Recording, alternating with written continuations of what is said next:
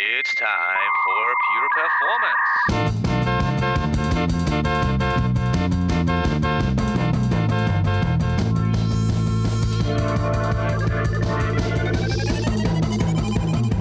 Get your stopwatches ready. It's time for Pure Performance with Andy Grabner and Brian Wilson.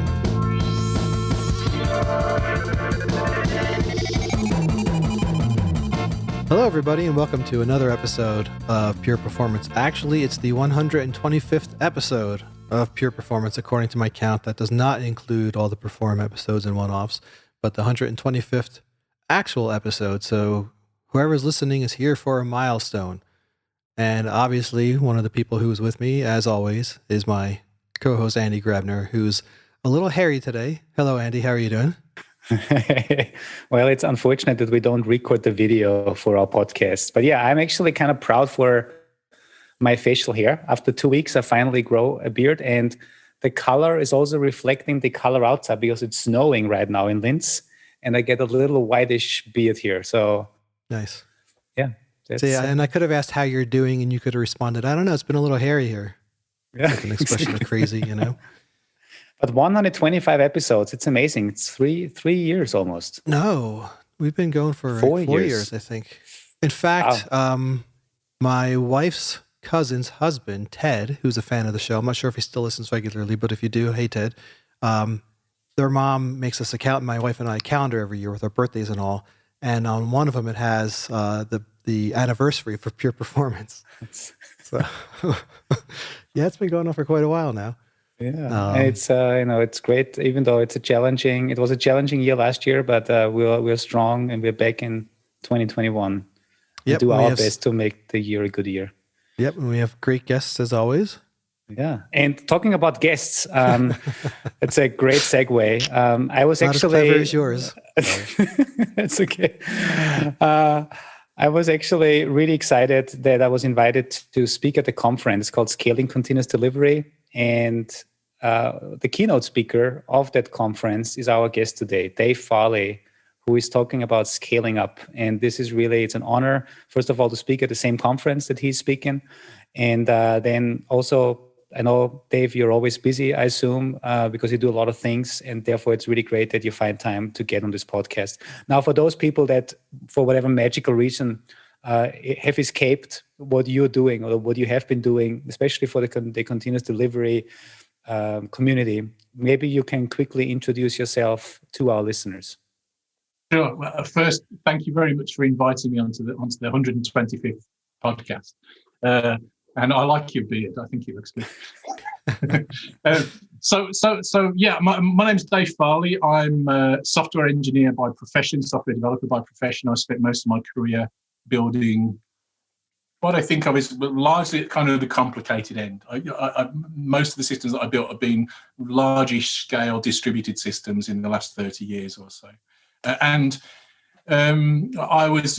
also the co-author of a book that's became quite successful called Continuous Delivery with Jez Humble. And I think if people have heard of Continuous Delivery and not me, I'm probably part of the reason why they've heard of it, because I think Continuous Delivery was a very successful book in that respect. What I do these days is I work as an independent consultant and offer the windmill that I am tilting at is that I am trying to figure out how I can help people do a better job of building better software faster. And I've got a YouTube channel and I write books and do conference talks and act as a consultant, and all of those things really are focused on trying to do that thing. Yeah, very cool. And you are very humble in what the way you explain your impact on the industry. And you can see there's a word pun on Jez Humble. You're very humble, right? I guess I'm not sure if this actually makes sense. I'm not a native speaker in English, but I just make up things sometimes. But so Dave, I have to say that when I did the research to this podcast, initially I thought, well, scaling up sounds like an interesting topic. That's the title of your talk at Continuous Delivery. But then you also pointed me to your YouTube channel, and I started watching it. And there was one episode recently that you recorded, and I think that became hugely successful. It was around the Cyberpunk release. And I think I really thought it was very interesting, the things that you explained, that you walked through, especially around planning challenges. I thought that was an interesting point of what can go wrong with planning that then leads to catastrophic failures like that release. But maybe instead of me repeating what I've learned from your show, especially on the Cyberpunk release, can you just quickly fill us in? How did it happen? And then what did you learn especially from it? Sure.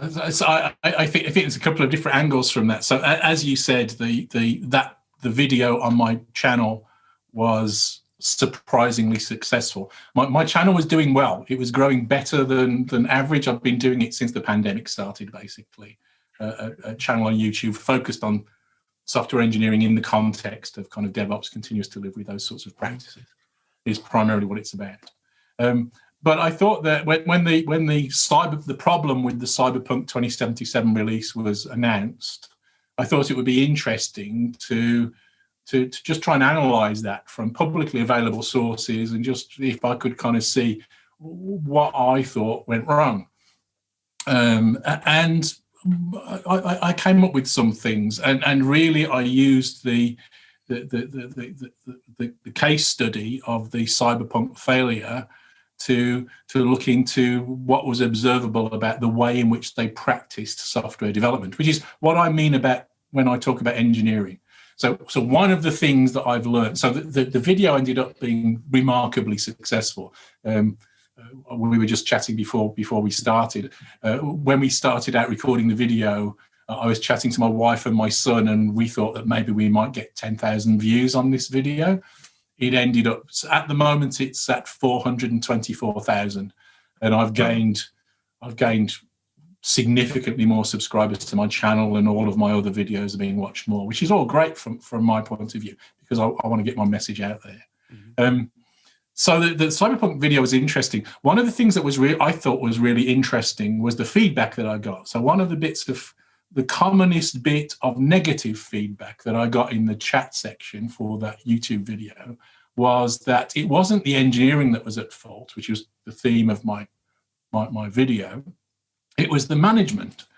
And I think that's missing a trick, because when I talk about engineering and thinking about engineering is the process of creating something. It's not the thing itself.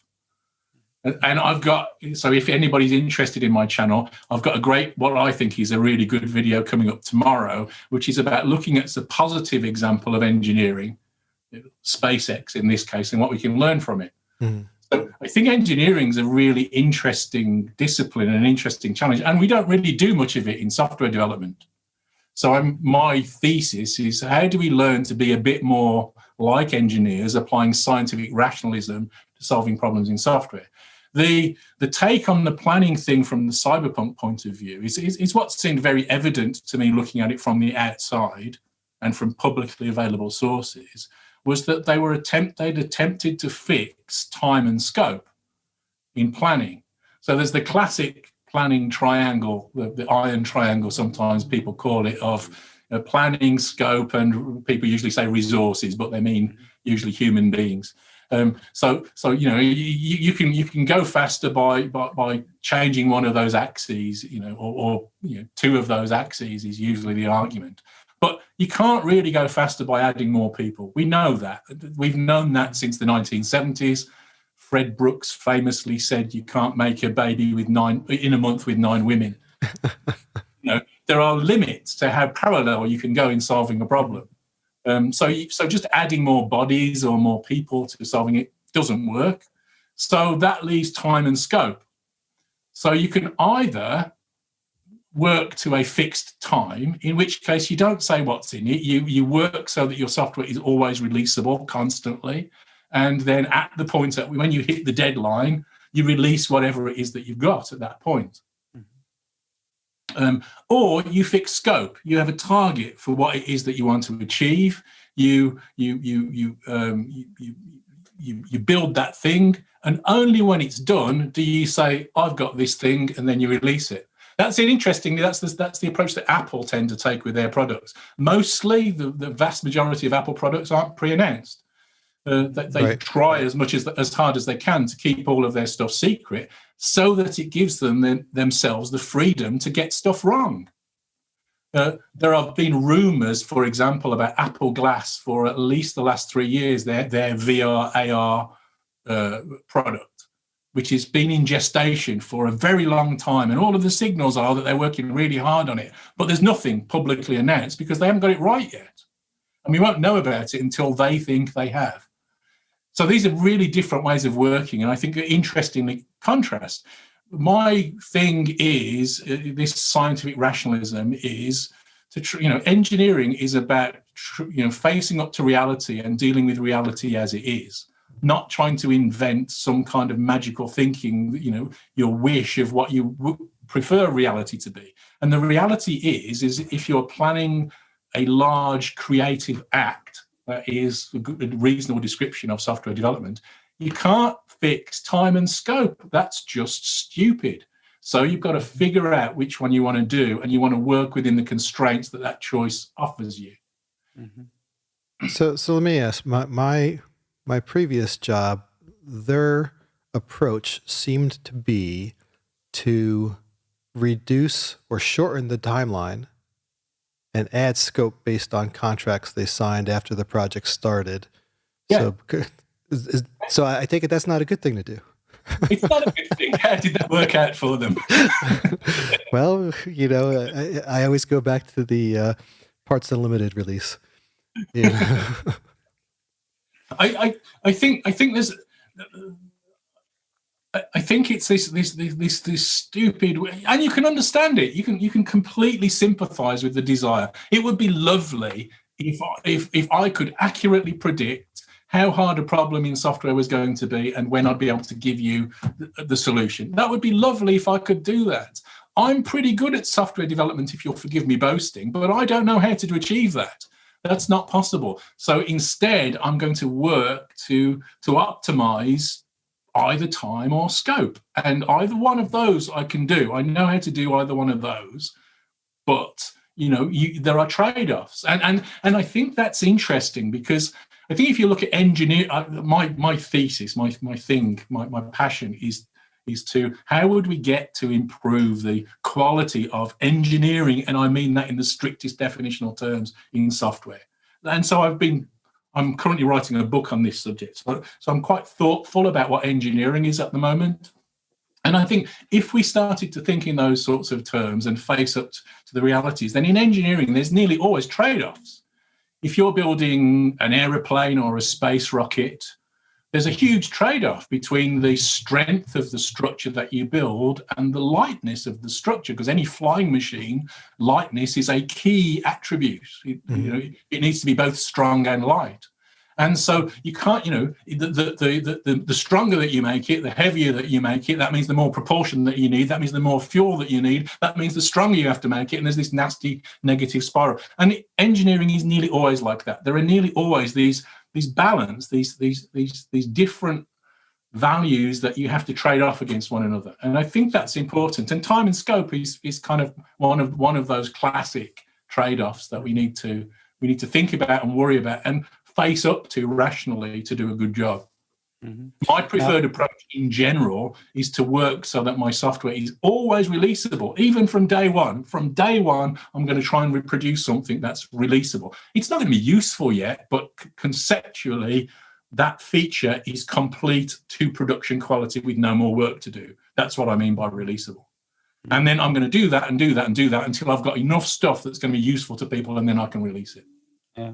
Now, let me ask you a question then. I assume with the Cyberpunk release, the reason why they had obviously trouble with time is because there's obviously after engineering, there's other people like the business, the marketing that probably, it's a big production, and they probably have made announcements and promises to their user base that they will have something available by a certain time. And I'm sure this takes also time on that creative side to get, or this part of the business to get things out.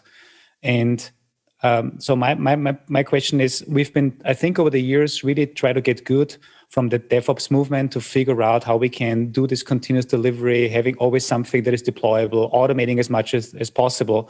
But it seems we have not done a good job in including the business in the whole process so that they also understand that we have a moving target, right? Because there's always also problems that's coming along the way. Yes, we try to do our best, but obviously they also need to be included in this continuous process and also need to get more flexible. But then the question is, how flexible can everybody be in the value creation chain that goes all the way out to buying ad space? I don't know. Nowadays we don't need to print CDs anymore or ship them, but still, right? I mean, there's something in once the software is done until it's in the hand of the end user, and there's a lot of other parties involved. So my question is there anything we've learned from DevOps to extend it to Biz? And I don't want to say Biz DevOps now, but I'm saying Biz DevOps. Is there some way that is there something we've learned on how we can also, include the business side so that overall we're not just becoming better in delivery, but really in bringing things to the user so that they are not disappointed because they were promised something that we couldn't deliver. But I mean, hopefully I make my point clear. Yeah, I think that there is, and profoundly so. I think that if you look at the organizations that we would all kind of think of as examples of world-class performance in, software, whatever that means, in whatever context. I think that one of the things that characterizes them more than anything else is that they don't look like other organizations. They don't look like regular organizations. And I think there's really, really important, profound reasons for that. Forgive me for being slightly philosophical for a moment, but I think that one of the interesting aspects of the impact of the information revolution on our society is the way that it's challenged existing structures and institutions and thinking. And that's absolutely true of business thinking, business structures, big, organizational thinking. I think that so in the early part of the 20th century, there was a lot of work done to kind of formalize production processes with kind of production lines and mass production and all those sorts of things. That really, really, it wasn't invented in the 20th century, but it really came into play at the early part of the 20th century, those techniques. And so that became kind of the defining characteristic, the default go-to place that people thought about when they were trying to structure an organization. What happened with the information revolution and software is different. Software presents a bunch of challenges and that you don't face when you're building widgets. Building widgets produces a bunch of challenges that you don't face when you're building software. And so the same techniques don't work for software as work for building widgets. And so I think one of the biggest mistakes is that we've tried to force fit widget building techniques to building software. Simple example, we don't have a production problem. If I have a cup of coffee in front of me and the design of the cup is kind of interesting and all that sort of thing, perhaps, but the hard part of building a cup like this is the manufacturing, the production engineering to be able to mass produce these to a certain quality, to a certain price. Imagine all of the logistics of getting the materials just in the right place so that you can build these cups by their thousands or maybe even millions. That's what always the hard part of the problem when we're building physical things. We never have that problem writing software. We can build the world's most complicated system, and at the push of a button, unless we're stupid and do something dumb, at the push of a button, we can almost for free clone all of that stream of bytes that represents that system. So our production costs are effectively nil. Our problem is never a production problem. Mm-hmm. And that has some profound implications. It changes the way that you think about it. Now, going back to thinking about business organizations, if you wanted to be effective as a business, then the way that you should do it is that you kind of think what you want to do and then figure out about how you're going to do it and then organize yourselves to be able to do that thing, work that way. And that's how almost no traditional organizations work. The way that nearly all traditional organizations work is that they have an organizational structure that was created and embodied decades ago, and then they work within the constraints of that organizational structure. That's not what Amazon do. That's not what Google do. It's not what Netflix do, or any of these big organizations. They do things differently. So I tend to use the terminology. I tend to not use the terminology DevOps kind of for this reason, because for me, at least, it narrows my thinking too much. If I'm talking about DevOps, I'm thinking about the relationship between Dev and Ops, and that's deeply important. And I love the DevOps movement and the people involved and the ideas. I just don't like the terminology. My preferred terminology is continuous delivery, because I think that's a broader concept. So if we think about continuously delivering value into the hands of users, what does that take? It's not just about the software creation. It's about the flow of ideas, the prioritization of ideas, the choice of ideas, the ability to go into production, see that an idea is bad, say we're not going to do that anymore and do something different. All of that, for me, is part of this continuous delivery model. And so if you want to optimize for that, I make a large part of my living consulting with usually reasonably large organizations. And what I say to them is that if you want to be good at this stuff, you've got to take into consideration technical performance. You've got to be really, really good technically. You've got to take in cultural performance. You've got to be thinking the right way, applying the right kinds of the right mindsets to solving these problems, and organizational performance. You need to structure organizationally to minimize coupling, reduce the dependencies between different parts of the organization. I don't want to be sitting waiting for you to finish a piece of code or vice versa in order to release. We want to be able to, release more effectively, more independent, all of those kinds of things. And that's what it takes. Those are the kinds of ideas that it takes. So I think that deeply, profoundly, this changes the way that you think about not just tech, but businesses. And I've been doing a series of talks to small groups of CTO kind of people recently, which is about this kind of idea of economies of speed. How do you maximize your advantage as a business by going faster? Mm-hmm. So I liked what you just said with the decoupling. Have you read? I'm pretty sure you've read the team topologies. Are you aware of that book? Yeah. I also thought that was pretty interesting on how they were also relating, obviously, the way you structure your teams, that this also then have an impact on the architecture. I think this is a common non-entity anyway, that we often make the mistake that our software architectures reflect the business structure. And obviously, if we have a business structure that was inherited or invented decades ago, then obviously we won't get out of that thinking, and we will just have a software that reflects the architecture. I love the Team Topologies book. I think it's fantastic. Mm-hmm. And if I forget, remind me to come back and talk about platform team. But I think it's a great book. But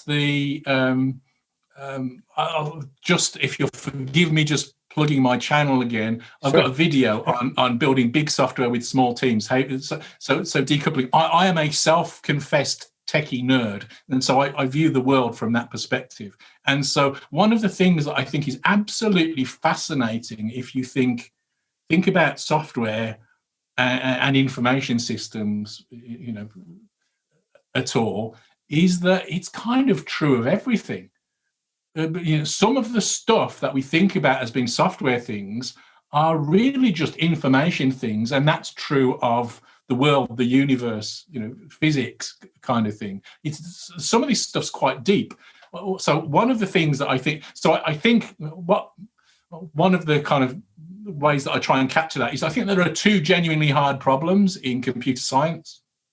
One of them's concurrency, and the other one's coupling. And concurrency is mainly difficult because of coupling. So coupling is this hugely difficult problem. And that's just as true of organizations as teams as it is of the software that they build.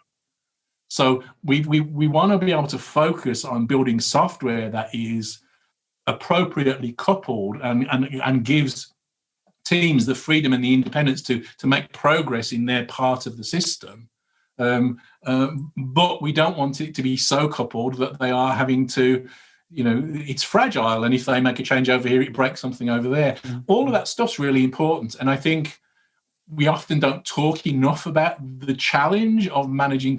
I'm kind of old. I've been doing this for a very long time. And I've come I think if I was to try and capture the thing that I've learned most profoundly is that good software development is nearly all about managing coupling. At every level of granularity, it's true of the finest detail in writing a bit of code and building an enterprise system or an enterprise to be able to build a system. Yeah, because decoupling in the end also gives you resiliency, right? If you decouple, that means it gives you resiliency on the finest level of element or entity that you build, if you do it right. Yeah. And I think if we then span this further from the technical side, how we build our architectures, and we can also decouple the outcome of what we build with the business, I think that's when we are truly there where modern software organizations are. That's why I like so much what you said earlier. And maybe again, a shout out to organizations that are still struggling and trying to figure out how can they become true software organizations. Well, in order to become a true software organization, I guess you have to, how did you call it again? An information organization. Yeah. That you really need to look at those companies that have been doing it from the start really well, right? Yeah. The Googles, the Netflix of the world. They not only develop differently, they operate, their architect or their organization is differently structured. They release differently. They make business announcements differently. They plan differently, and that's why a lot of organizations that are now in the need to transform into the digital age, they will only be successful if they throw away a lot of the stuff that has worked for them over the past decades. But now it's a different age. We are in the digital age. We're in the information age. And we need to rethink everything from end to end, from the value creation process. I think that what we are talking about here is incredibly challenging for an organization because it is a genuine paradigm shift. It's a genuine change in perspective. And the hard part of a paradigm shift is that it means that the rules of the old paradigm no longer apply. So going back to the stuff that we were talking about, Cyberpunk 2077 and all of that, and planning, the agile paradigm can help you to work towards the date, but it's largely optimized at being able to do the kind of continual drip releases that allow you to always be releasing things. And so it's better at managing scope. It's most effective, I think, most efficient from an organization's point of view, I think, when you're working optimally to release frequently, because that allows you then the shortest distance from idea to something useful. Mm-hmm. I think working to a time, you can use agile practices to hit a date, and all of that kind of stuff. But why would you want to do that if you could have it sooner? Mm-hmm. It's kind of less optimal, and that's kind of a bit of a mind hack for many organizations that they want to be, but we've got to have this release date. Going back to the thing that you were saying about, what about the marketing campaigns and all that? It's a choice. The most successful organization in the world, business in the world, doesn't do that. Mm-hmm. So it's a choice that we have, that an organization have. It's a tool that we choose, and we can decide how to apply that tool. Yeah. And so if I can quickly repeat what I think I just learned, if you are focusing on scope, that actually makes you also think about how can you break down a big, let's say, end goal that you have, like best software in industry XYZ in the world. How can you break it down into small increments and then basically define small scopes and then continuously release that? And then at some point you'll say we are halfway there and it's already, it already provides value to our users. So let's start some marketing rumble about it. I think that's... Yeah.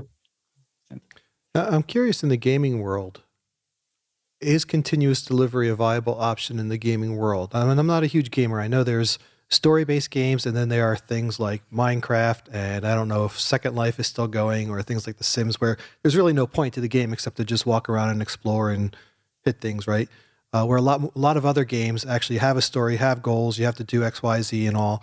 So with this idea of continuous, deployment, continuous development and all that, how does that fit into the gaming world, or how could they adapt or adopt to better take advantage of this? Because I can't imagine putting out a viable game when it's not done, because then people will be like, yeah, it's kind of cool, but now I played through this mission. It was a half-ass mission. I'm not going to go back and do it again now that the other features are there. Have any thoughts on that, considering, in context of this?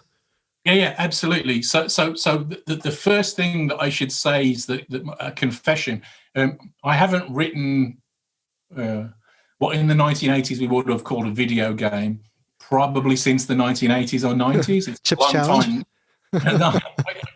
I wrote a few. That's how I started out, writing Space Invaders and stuff like that for microcomputers. Yeah. But so I've done those sorts of things. So I know what it takes. I've done quite a lot of graphics programming. So I know what's involved in that. But I've never been involved in writing a kind of modern AAA game. So I can't really talk to that. Practically, there are examples of modern AAA games that were developed with continuous delivery, and the developers that worked on those teams shout about it and say how wonderful the experience was compared to regular game development. So practically, it's possible. I want to think about it though from a slightly different angle. Is that I'm not sure it's very different to any other software. It's certainly it certainly has some different challenges. But let's think for a minute of something else that's kind of not as graphically intensive as a game, but graphically intensive. A rich web application of some kind. One of my friend Gojko Adzik, he has a product that does mind mapping. Mm-hmm. So it's all visual. It's called MindMap, and you can draw mind maps on a web page to represent your ideas and grow your ideas and all that kind of stuff. And it's very successful, and that's developed using continuous delivery. It's not as graphically intensive as a game, but it's graphically intensive. And the way that you approach those kinds of problems is, so first, you want the architectural separation. So you were talking about the different kinds of behaviors that you have within a game. There's going to be what you might think of as the domain logic, the simulation of a game world in which you're going to inhabit. And from that, you're going to be rendering pixels. Mm-hmm. So if you can kind of, and that's not really significantly, it's different in scale, but it's not really significantly different in the division of behaviors from writing a regular web page. And you've got a DOM and you're rendering pixels on a DOM and those sorts of things. So the sorts of techniques are more challenging at the scale of a game, but not fundamentally different. So we could imagine building, our game simulation, a virtual world, mm-hmm. In abstract, which you must do to implement, a rich 3D game, and testing it in simulation without painting the pixels. You could test that all the logic was coherent and that, when you killed somebody, they were killed. When you hit something, it was hit, and all of that sort of stuff. You don't need to actually paint the pixels to figure that out. And then you could imagine testing the rendering part of it separate from that. That's mostly going to be the province of these days of, Unreal or, one of those kinds of big engines, something like that anyway. So you could imagine, testing the logic outside of the pixel painting. That's one route. But even then, you could still think about techniques for applying this kind of thinking. So, and it would be challenging and it would be difficult. But the difficulty in the games industry, I think, is first the economics. I think there are some unpleasant things if you look at some of the stories that come out of the company that built Cyberpunk. They were what they call in the games industry crunching for over a year, which meant working kind of 60-hour weeks and right. all of this kind of stuff for more than a year. That's not a pleasant working environment. It's not going to come up with something creative if you're doing something like that, working like that. Yeah. So there are those sorts of challenges, which are too common in the game industry, I think. But also, I think there's a lack of belief that they can use these techniques. I think that if you did use, if you went in thinking that that's how we should work, then you'd find ways to solve those problems. Part of my background is working. Another place where people said it wasn't possible to do this kind of development. Part of my background is in low latency finance, high frequency trading mm-hmm. systems, building ultra performance systems. Mm-hmm. And we built one of the world's highest performance financial exchanges from scratch using these kinds of techniques. Different set of challenges, right? But I don't think in terms of the scale or the complexity of the system, there's any difference. So they're different challenges, but they're comparable challenges in some way, I think. So I think that there's some kind of deeper principles. You start off thinking that if I'm writing software, I need to know that the software that I'm writing is the software that I'm thinking that I'm writing. So you need techniques like test-driven development, you need techniques like continuous integration, and you need to be working to a completed, releasable thing, and that's continuous delivery. Building an exchange is, picking up on one of the other things that you said, was that building an exchange is rather similar to a game like that, in that you're not allowed to really release half an exchange, because the regulators don't like it very much, and the people that are putting their money into it don't like it very much. Continuous delivery is working so your software is always releasable. Doesn't mean that you have to release. Continuous deployment is if you deploy it into production frequently and you get different lessons from that. It's valuable. It's really useful to do continuous deployments. It's not necessary to get the value from the technical quality of the things that we produce, though. Continuous delivery gives you the technical quality. Continuous deployment allows you to get feedback on whether your products are right. Great point. Hey, Dave, I think in the beginning I said, scaling up your talk at the upcoming Scaling Continuous Delivery conference would be something great to talk about. I assume that, though, looking also at the abstract of that talk, we covered some of this already, because you actually talk about Fred Brooks' book, The Mythical Man Month, and so on. Yeah. Now, this is why I want to pivot over a little bit in the time we have left, because I also listened to some of your other talks. I know you're a big fan of the State of DevOps report. However, in the last report, you had some points where you were not, we had some critical feedback, let's say that way, some good positive, feedback. But there was a term in there, and you reminded me earlier, if we have time, let's go back to this, which is platforms and platform teams, right? Because the State of DevOps report also says, because I'm using this also in my work a lot, it says, organizations to really become successful have to think about building platforms that enable their engineers with self-service capabilities around different disciplines, whether it's around CI/CD, whether it's around standing up environments, around monitoring and alerting, auditing, all these things. And they're all run into challenges like time is a challenge, technical skills are a challenge, the lack of having things standardized is a challenge. Now, you especially, and many others around you have been promoting all of these things over the last couple of years, right? I mean, why are we still figuring out how to do this right? Because it seems a lot of organizations are still struggling.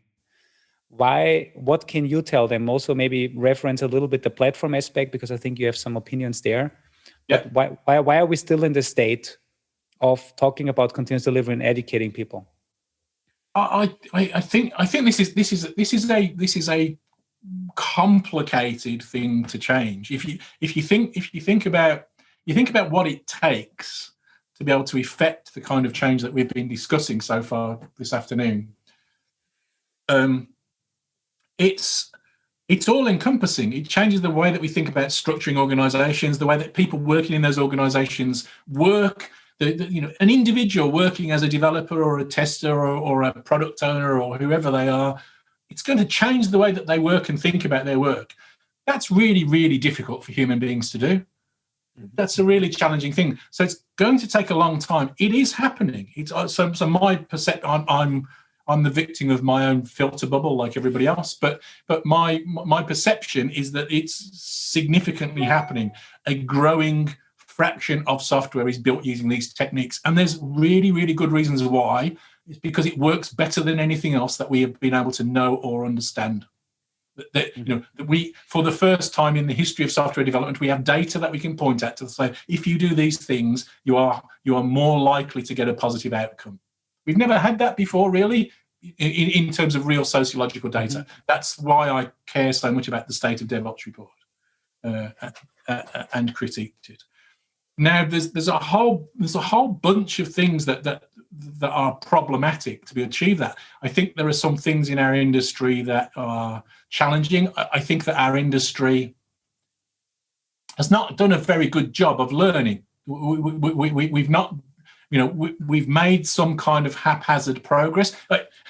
I mean, I'm writing a book at the moment, which I'm hoping will be released later in the year, about the discipline of software engineering, what engineering means for software. And as part of that book, it's kind of a slightly jokey exercise, but I tried writing a simple CRUD application using modern frameworks and technologies. I picked Angular, and I just wrote, a CRUD application. And then I wrote exactly the same application in tech that was available in 1996. That allowed me to use Java servlets, Java, HTML, CSS, JavaScript. And I reckon that the old version is probably about a quarter of the code of the new version. Mm-hmm. Now, there's things that the new version gives me. There's things that the new version gives me that the old version didn't, for sure. There's certainly improvements in the platforms that have happened over the time. HTML, HTTP and HTML is a better standard now than it was then. All of those things, I'm not trying to prove that, but I'm just trying to highlight in the book that the learning that we think the progress that we think we've made isn't always where we think it is. Yeah. And part of that is that we tend to make decisions on the basis of, if you'll forgive me, if the audience will forgive me, sort of fashion rather than a real decision. Let me just, a little aside, this week's video on my YouTube channel, which I commend you to go and look at, is using SpaceX as an example of great engineering and what we can learn from SpaceX. SpaceX made a decision in 2019 to switch from building their Starship from carbon fiber to building it out of stainless steel. They did that on the basis of some engineering decision making. So they first looked at the cost. It was costing them $300 per kilogram to build it out of carbon fiber, and it was going to cost them $3 per kilogram to build it out of stainless steel. Then they looked at the temperature difference. At above 300 degrees centigrade, carbon fiber starts to soften a little bit and it loses some of its strength. And so for heat shielding, for re-entry and all that kind of stuff, they needed to keep the surface of the spaceship below 300 degrees. Stainless steel, 1500 degrees. And then at cryogenic temperatures, carbon fiber becomes more brittle at cryogenic temperatures, as does aluminium, the other alternative. Stainless steel doesn't. When's the last time you heard a software decision that sounded like that? For anything? When's the last time you heard anybody making a decision about what they were going to do in software that sounded even vaguely like that? We don't do that kind of reasoning. We don't do that kind of thinking. And the other reason why I value the state of DevOps stuff so highly is because that gives us a measure, a basis on which we could start to do that. The measures of stability and throughput that is the foundation of the State of DevOps report and the Accelerate book, give us that benchmark in which we can evaluate those kinds of ideas. What's the quality of the stuff that I produce and how efficiently do I produce it? That's pretty good stuff. And Andy, that's a topic that comes up quite often with our guests, is the idea of, don't pick the latest technology because it's the latest technology. Think about, as we even said at the very beginning of this episode, is what is it that you're trying to accomplish, and then fill in the gaps from there. And that's how you're going to pick your platforms. Everyone's like, oh, Kubernetes and serverless. Well, why? Yes, there's a lot of great benefits to it. How do they apply to what you're doing, and how are you going to take advantage of them? But then let me ask you a question. This is just a theory now on my end. You use the word fashion, right? It's a fashion that people go to Kubernetes and serverless and everything.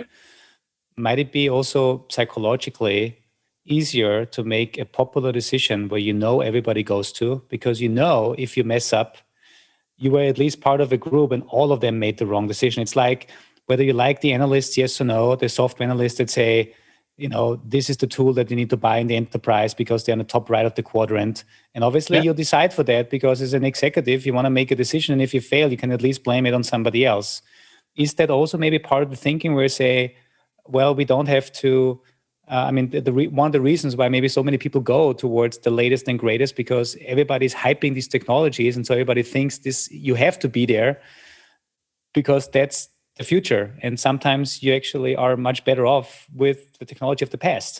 And to be fair, mostly it's not the future. Occasionally it is. You might hit on the right thing that is the future, but mostly there are more dead ends. The other thing that we're not good at as a result is that we're not good with discarding the bad ideas. There's still people, I don't want to give your podcast flack, but here's some clickbait for you. There's still people writing C++ arguing that Vi is the right editor. How on earth is Vi ever the right editor when there are tools that can, syntactically analyze the code that you're doing and trace, so you can do a rename. Do a rename in Vi. You've got to use grep. It's ridiculous. It's. That's also why I think you brought up a metric earlier where you said the code that you wrote in Java was like only half, but I think that's only one metric, right? You need to obviously compare, not just look at one metric. In the end, it's about efficiency. How efficient are you with code changes and all that stuff? But yeah, I get your points. There's clearly some things we can all agree on that the future is better than the past. But then So my thing is, what would it take to allow us to make decisions more rationally? So I think you're absolutely right. You do. There's in the 1990s there was a very common phrase. I think it probably predated the 1990s, which was you never got fired for buying IBM. Chose, in a big organization, if you just chose IBM, even if it went wrong, nobody would blame you because IBM was the default answer for most things. And we do the same thing. Everybody at the moment is building systems out of microservices. One of my friends is Sam Newman, the person that wrote the book that defined microservices. And he says, don't start by building microservices. That's dumb. It's so.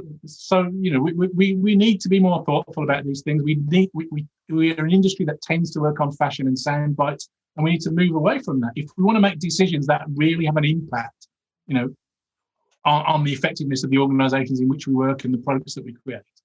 And that's what organizations like Amazon and Google, they take it more seriously than that. It's not just about we're more choice in that sense. They're going to do a little bit more, they're going to apply a little bit more of those kind of cost benefit analyses and not jump on the latest fad necessarily. Mm-hmm. I have one last thing I wanted to actually get your feedback on and then kind of get a validation or tell your story, and then I'll see what you say. One of the projects that I am personally involved in is the open source project Captain. It's a everybody drink. Said everybody drink. Everybody drink. That's right.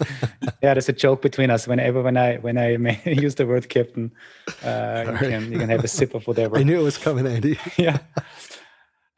So Dave, we were part of that open source project, and what is interesting, when we launched that project, we wanted to find, it was a set of best practices on how to build continuous delivery integrated with monitoring. Right, both of our backgrounds, Brian and I, we work for Dynatrace, so we built a set of tutorials and samples on connecting Jenkins, letting Jenkins deploy into Kubernetes, and then setting up Dynatrace monitoring, all that stuff. And eventually out of that evolved the open source project Captain, where we basically said it's really hard to integrate all these different tools because Captain calling this tool, Jenkins calling this tool, then the other. And if you want to switch a tool, you have to touch all of your different pipelines and figure out how to change things. And so we evolved the whole thing into an orchestrator, basically, that plays that is orchestrating processes around continuous delivery and also operations that can then orchestrate, let's say, delivery with automated testing and quality gates and promotion by sending events and then trigger maybe a Jenkins or Spinnaker or whatever. But it was basically an orchestrator. Now, what we did in the very beginning, we also picked the latest and greatest technology and we ripped it out after a year. And we kind of reinvented the whole thing multiple times, because in the beginning we made the mistake, let's use the greatest that we see on Twitter, and this must be the right thing. But for us, it was not the right thing. So now we are at a stage after about 2 years where we have the architecture right. And also the other thing that we learned, we always were so proud about that it is an event-driven architecture that we have. Mm-hmm. However, an event-driven architecture is not the benefit for the end user. If I tell you, if you're looking for a new continuous delivery system or a new orchestrator for delivery processes, if I sell you event-driven, that it might excite you because you're techie, but really what's the benefit? And so what we've been doing is I think the real value add that we have figured out over many iterations is that we're separating the process definition from the actual tooling, from the actors, and we're using eventing to connect those. Now, my question to you now, after all this talk and mentioning the word captain so that Brian can drink more and more, is you have been very active, obviously, in continuous delivery. You just mentioned not always look into the future. I mean, it's good to look into the future, but don't always take the latest and greatest. Maybe you can go back to some old technology. Do you, though, think, even after all the talk about organizational cultural changes, that we have some tool deficiencies, or that there are certain things we also have to do on the tooling side to enable organizations to get better, to automate more? Or are there already, some tools that you have been seeing out there that just make it easier for people to deploy, to get feedback, to do their experiments? Is there anything that you see? And I know it's I think I'm going to answer that question in a way that maybe is not what you intended when you asked it. So forgive me, but it's okay. I think that I'm a software developer. I use software tools all day, every day, and they're important to me. But I don't think that that's what makes me a good or a bad software developer. I don't think the tools matter. If you were hiring carpenters, you wouldn't ask them what kind of saw do you use. You'd ask them what kind of chairs do you build, or what kind of windows do you make. Or, you're interested in the product, not the tools. And I think that one of the failings of our industry is that we are overly obsessed with tools. It's interesting, tools matter, but they matter to the degree to which they can help us achieve some kind of outcome, some kind of result. So the stuff that you're talking about. So I am a big fan of event sourcing as an architectural pattern. That's the way that I've been mostly developing software for a very long time. When I build software, those are the kinds of systems that I tend to build. And one of the reasons for that is you kind of set up the question in my head and then answered it in your preamble. One of the values of that is when you do event sourcing well, you tend to separate accidental complexity from essential complexity. You're able to kind of focus on the policy, which is the conversation that happens with your events, separate from the implementation detail of how you fulfill that policy. And that means then you can plug in different implementations to achieve different policies, all of these kind of good things. So I'm a huge fan of that. And I think that there are some specific things. I worked the place that I alluded to before, where we built financial exchange, was called LMAX, and we did some quite innovative things in terms of software architecture. I was part of an author of something called the Reactive Manifesto that describes some aspects of that. These event-based systems. But one of the things that I think is kind of really interesting about that is that we got to the stage where for most day-to-day development, you didn't have to worry about any of the accidental complexity of the software. You didn't have to think about storage, because that just happened in the background. You didn't have to think about resilience, because that just happened in the background. You only had to worry about the performance of your bit, because the performance of everything else happened in the background. So, that was a pretty nice way to work. That was pretty good. And I think there's more that we can do to kind of raise that abstraction with platforms and tools and all that kind of stuff. So I think there's absolutely more stuff to do with tools. But I think where the real value gets to is the kind of, it seems to me, the kind of reasoning that I was just going through talking about event sourcing. Why is event sourcing useful? It's useful for some profound reasons. I don't care about it in terms of, is it RabbitMQ or is it, Kafka or whatever. That's just implementation detail. Doesn't matter. The thing that matters is the degree to which I can achieve modularity, cohesion, separation of concerns, those sorts of more deeper, fundamental principles in the design of my software, through the use of and the application of these tools. And so that's the stuff that matters to me much more profoundly. And one of my fond hopes is that as we mature as a discipline, we can start having conversations more like that than about whether, I don't know, React is better than Angular or C# is better than Java. Who cares? I really, really don't care about those things. You give me a Turing complete language, then, I can write you a software. Yeah. Cool. Thank you so much. Yeah, and I know. Sorry, Brian. I didn't want to interrupt you. Oh, no. I was going to go off on something, but I'll wait till you finish. There's a little clickbaity idea I had. I just wanted to bring up, not much to get feedback on so much, but some commentary I wanted to add. But go on, Andy. Yeah. Well, I think, maybe this is something that we also take offline, because otherwise we will probably been talking for too much longer.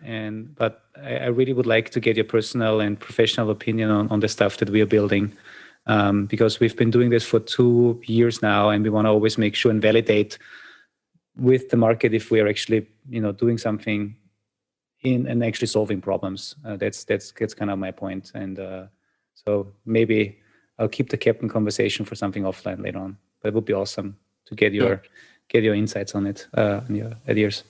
All right, Brian, up to you now. So I was just going to go more into the philosophical world of this a little bit, not to go too deep here, but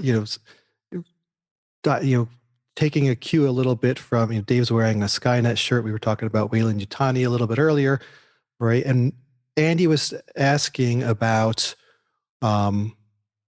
why people make these decisions, because it's the safe decision, right?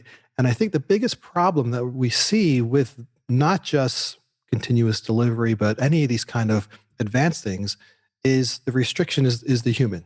The human element is the problem. Our primate BIOS is programmed to avoid risk and to protect what we have. So what I think we see a lot of happening is once companies start becoming successful with, say, continuous delivery and rolling things out, as more money starts flowing in, as the business gets bigger, as investors pay more attention, all the bureaucracy and everything else builds up around this. This is just a human condition, whether it's technology or anything else. Everything builds in to protect that, and then dampen or hinder the progress that was being made to get it there in the first place.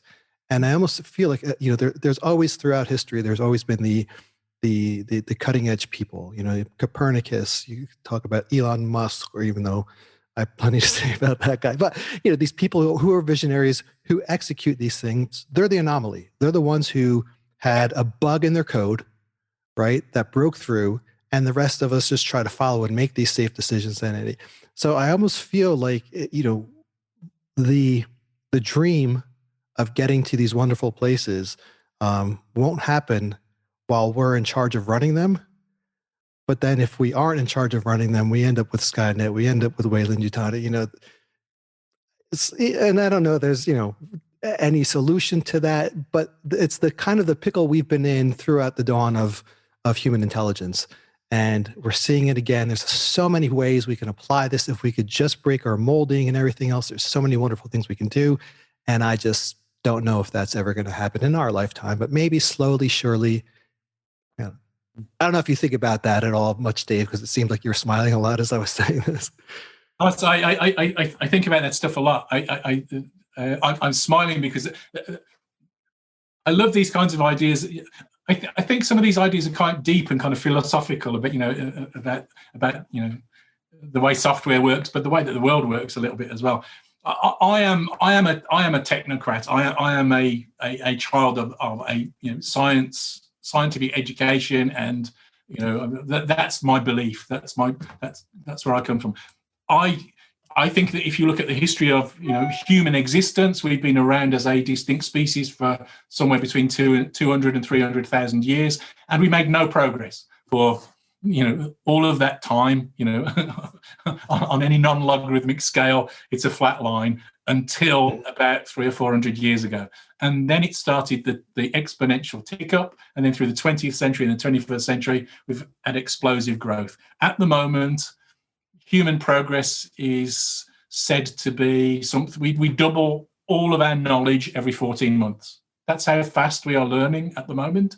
That's unprecedented, outstanding. And I think that's a direct consequence of the adoption of science and specifically engineering. If you think about everything that surrounds you, it's the product of that kind of thinking somewhere along the way. Kind of scientific rationalism applied to solving problems. It works better. And the reason it works better is exactly for the reasons that you've talked about, because we are human beings that are prone to all of these mistakes. So I being a fan of physics and science, one of my heroes is Richard Feynman, the Nobel Prize winner. And he very famously said that science is our best protection against fooling ourselves, and we are the easiest people to fool. Yeah. So science is about working in ways that stop us fooling ourselves. Instead of wishing that I'm going to use this because I think it's cool or whatever, decide to use it because it's going to make you more effective, because it allows you to build software with fewer bugs or produce the software faster. That would be a better way of making those sorts of decisions. So I think we can start applying this. The other thing, I think there's been a bit of a blip, partly due to early 21st century politics, which I'm not going to go into, of late. But on the whole, there's the work of Steven Pinker. I think it's fashionable to say that how things are getting worse and worse and worse. Actually, that's not the case. On all sorts of measures, things are getting better and better and better. And again, I would put that largely down to technical scientific rationalism. There have been political blips where we've started not to distrust science and distrust engineering. But I think that's the hope. This is a little bit profound, beyond where the scope of what we're talking about. But I think that's the hope for humanity. That's how we get to survive, is by applying that kind of thinking. And if we don't, we won't. The AI overlords will take over and we'll all be done. Yeah, I think it's all relevant though, because when you start looking at this continuous delivery stuff, at least when I did, my eyes opened up to beyond software and automaking, how all this could be applied everywhere. So I think it definitely has a humongous scope. I think there's a whole lot for us to learn to apply this, and just in so many different, even in my daily work, I'm like, okay, how can I apply this? I'll take a step back and what am I actually trying to do? Not what do I do, but what am I trying to get done? And maybe I should change how I'm trying to get there. So it's from the smallest to the grandest. It's a wonderful thought process. I'm really, really happy it's come up during my lifetime, and that I'm in an industry where we're aware of it, and hopefully it'll catch fire and spread further. I genuinely believe that what it is that we're talking about is the application of scientific rationalism to solving problems in software. And science works. That it's humanity's best problem-solving technique. So if I'm correct, continuous delivery is going to work. Very nice closing words as well, I would say. Hey, Dave, thank you so much for being on the show. And I think, this episode will air after your talk at Scale Continuous Delivery. So I encourage everyone to obviously watch that talk. We're also going to provide the links to your podcast, to your website. People should definitely, take a look at and subscribe to your channel. I also, I took a couple of notes actually when I watched through your different episodes on YouTube. And I can just really encourage everyone to look at the Cyberpunk, even though you already have 500,000 visitors already, but viewers. But I really liked, because I guess I didn't think so much about it, the planning triangle with scope, time, and resources that you've explained very well. Really, I think it's everyone in the industry should be reminded about this, and then also use this as an argument to push back if somebody makes not stupid, but maybe from their side good decisions, but just to explain them why certain things won't work. Yeah, as you said, you cannot make a baby in 1 month just by using men and women, right? This just doesn't work. Yeah. And so with that, I don't know. Do you have any? Besides obviously getting to 1 million or 2 million viewers, what else is your hope for 2021? So I'm working quite hard on my next book at the moment, and I'm hoping to release that this year. And my ambition is, if I can move the dial just a tiny little bit on people's capability to do build better software faster, I will feel like that's a job well done. So my mission is to try and figure out how I can help people to do that, to think differently about software development and just improve the way that they do things a little bit. That's what I'm trying to do. Awesome. Very good. Well, thank you Brian. very, very much, Dave. We really, really appreciate you being on. I thought this was fascinating in so many levels. So really, really thankful for you being on. And thankful for you for being the 125th episode.